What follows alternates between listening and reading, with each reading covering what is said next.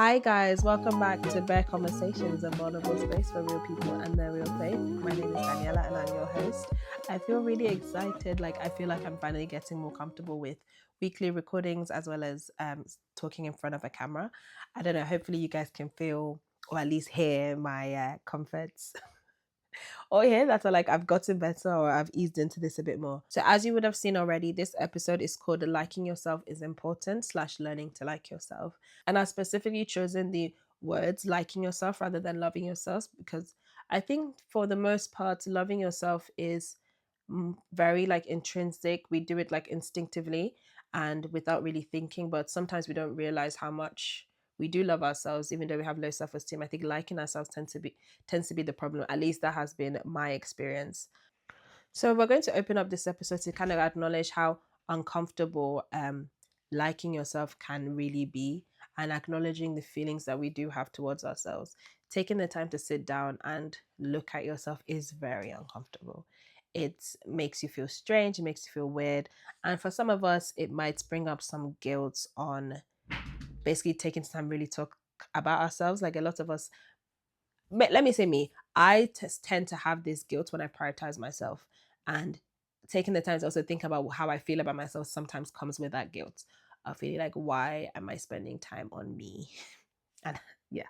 So we're going to open up with really discussing, why does this matter?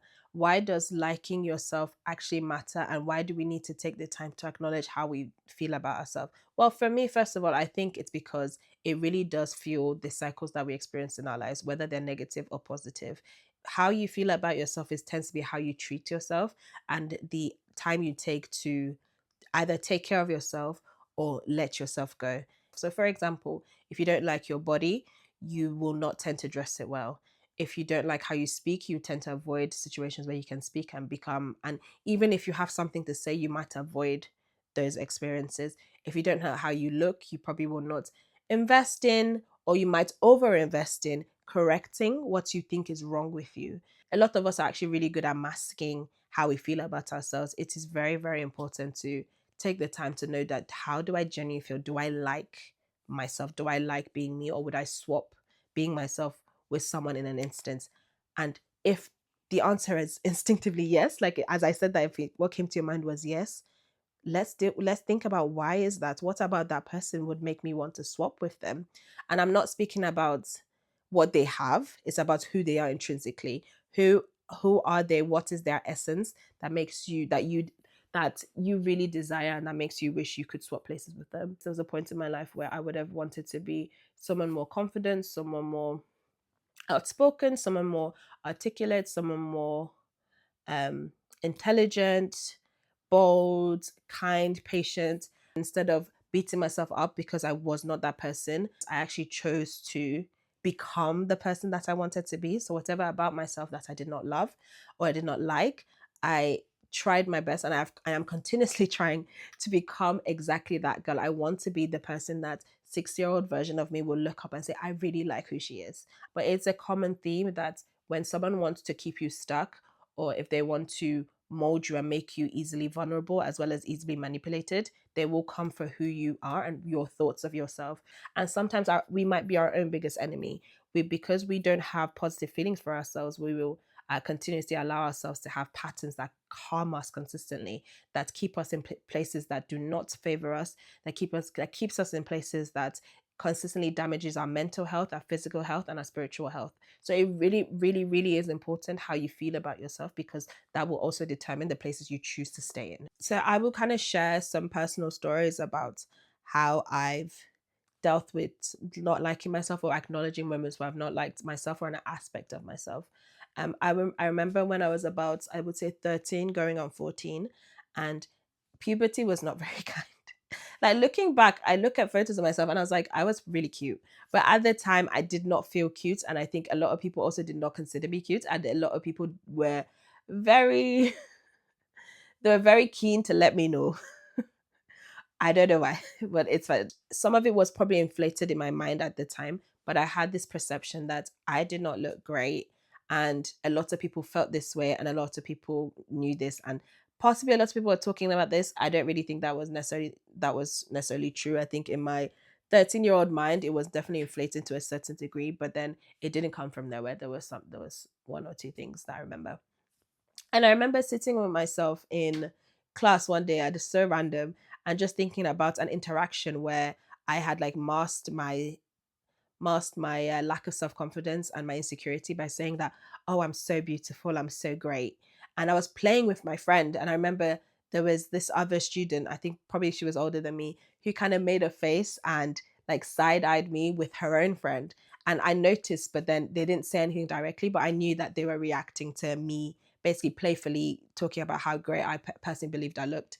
And so I was thinking about this interaction in class one day, and I was just like, okay, I don't love how I look. And obviously, someone else has noticed and also doesn't agree when I try to mask it and say I look beautiful. But there's only two ways I can handle this. I can either accept the face that God has given me and make the best of it, or I can choose to live in misery. And I remember in my 13-year-old mind thinking that I refuse to be sad. I refuse to walk around life consistently sad and frustrated by something I cannot physically change. So I think this was also before social media was such a big thing, before people were really taking the time to feed into the insecurities and making us all think there was one specific face that is perfect and all of us needed to have it. This was still very, social media hadn't gotten to that place yet, or if it had, I was not seeing it. So my mind thankfully was not warped to think that I needed to get any procedure, or I was very much of the mindset that I this is all I had. I either take it and leave it, or leave it. Like I either take it or leave it. There's no changing it. There's no going about it any differently. This is what God gave me. And I just remember saying that I refuse to be sad. Like I refuse to walk through life consistently carrying that energy of hatred for my own face that God had gave me. And at that time, I had I had massive faith in and reverence for God, in the sense that I just felt like he knew everything and he was good in everything. So I said, well, God had a reason for giving me this face. So there must be a reason. And I remember when like people would make fun of little things about me, or like they would say like snarky comments, even like from family members, I would always say, well, my husband's gonna like it. Because in the culture in Nigeria as well was very much, for women, was very much like husband centered. Like any small thing, your husband's house, what will your husband think? I don't know why. But I remember my response to a lot of things, especially around my appearance or how I acted, because I was very much a tomboy as well. I was very much a tomboy. I did not feel very comfortable in the most girly situations, but I also was a massive fangirl. So there was this dichotomy to me that I loved, but also would rub people the wrong way, or would come across a bit strange in certain aspects. Because also I spoke a lot. I was not hiding things about me. So I wasn't perfect at all. I was very loud. But yeah, there was this dichotomy to me that I just I loved enough that I remember saying that, well, this is how I am. And then I remember replying people, well, whenever they brought up the whole husband or tried to shame me, I was like, well, my husband's going to like it. It's not for you to like. I used that to protect myself, and but to a certain extent I really believed it because I trusted that God had someone for everyone as well. So I remember consoling myself in my like early teens with that kind of mindset that, well, someone's going to love it. God loves it. Someone else is going to love it. I don't have to do anything to change it. I choose to move with positive mindsets. And over the years, that has actually has what kept me going. And like I've started, obviously, as you grow up, things change. Like my skin got smoother. I found the right skincare. I grew into like my scrawny body. Like many things changed. I started to appreciate and love myself way more for who I was. There was still a lot of insecurity even into my late teens. And I would say it's until I got to like, I want to say 24, 25.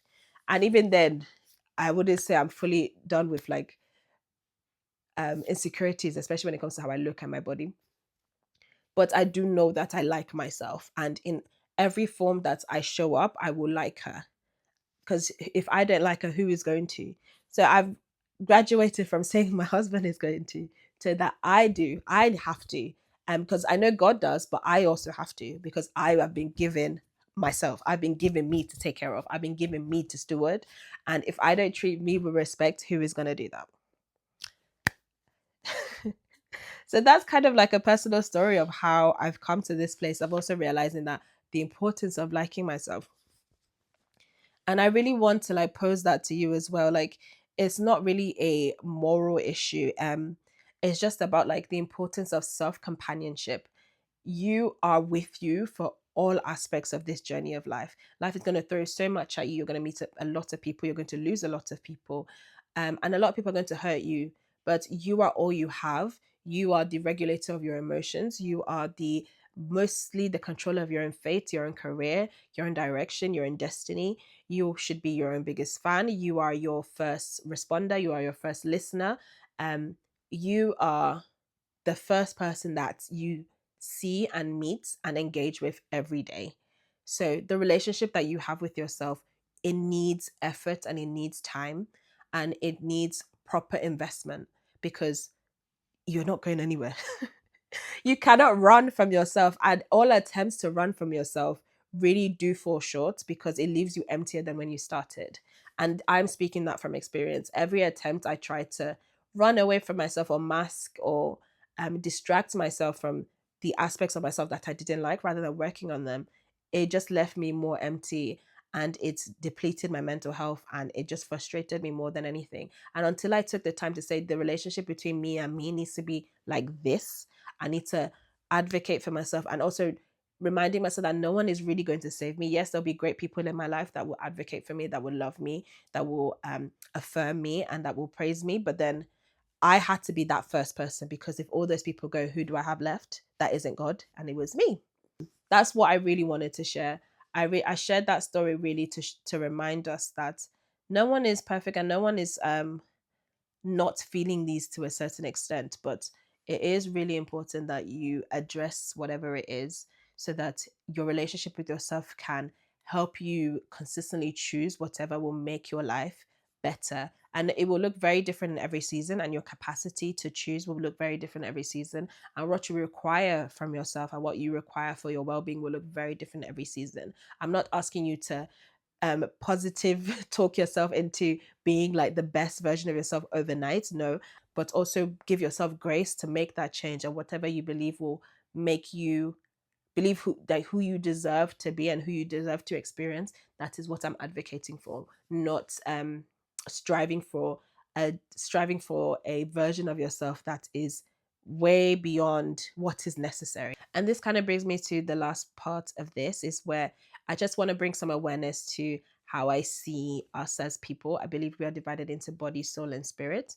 Our body being our physical appearance and how we show up in the world, our soul being our personality, our likes and dislikes, our tendencies, and our spirit being the guiding force that kind of holds us together and gives us life so that we can basically enjoy things that our body can experience as well as live out in the way our soul was designed. And getting to know yourself in that detail is, I think, is super important. Our lives are a journey of experiencing and getting to know who we were created to be. And that could look like anything. It could look like exploring some hobbies you had as a child, because I think when we were young, that's when we were the most untainted, in the sense of we did things more unapologetically, especially if we grew up in a very good environment rather than one that stunted our growth and stunted who we are. Think about, what did I naturally gravitate to when I was younger, and re-exploring those. So for me, I really liked writing poetry when I was really young. This was like under 10 years old. I really liked coloring. I really liked art. So I've chosen to start coloring again. I've chosen to start painting again. It allowed me to even heal some wounds that I had as a child. Another thing you can use to get to know yourself is spending some time in quiet. I know that it can be very uncomfortable, and I know it can be very frustrating, and you might even just fall asleep. And it's very tempting to go on social media and just pass time, but I really think sitting in quiet does something to your brain chemistry. Allowing yourself to be bored and to sit with yourself is really life changing. Spend like the first 5 minutes when you wake up just acknowledging your body and who you are. I think that's another good step in getting to know who you are. And then another thing, which is something I also do, is therapy. I think therapy is a great place to work with a professional to really analyze who you are, what you've been through, what traumas you may be carrying. It's a good place to dissect a lot of aspects of yourself that you may have never thought about or you might have already suppressed. I think therapy is a great place for healing and learning to get information about yourself from a third party who has no real, like, I would say, stake in your life and does not is not trying to appease you, but rather is there as a professional to help, especially if you've got a really good therapist, is another way to start to get to know yourself. So I think I'm going to close this episode with leaving space for like your reflection, because this is a conversational episode. And if you do take these prompts and maybe do a journal session or just a thinking session, please let me know. I'd love to hear back from you guys, because I feel like it's so great when you can have a community that will really support you and really invest in you as a person, as well as who care about your growth and well-being. We might not be directly there and we might not be able to directly influence, but we can definitely cheer you on from the sidelines. Thank you so much for listening. Again, this has been Bare Conversations, a vulnerable place for real people and their real faith. I've been your host, Daniela, and it was really great talking to you. See you next time. Bye.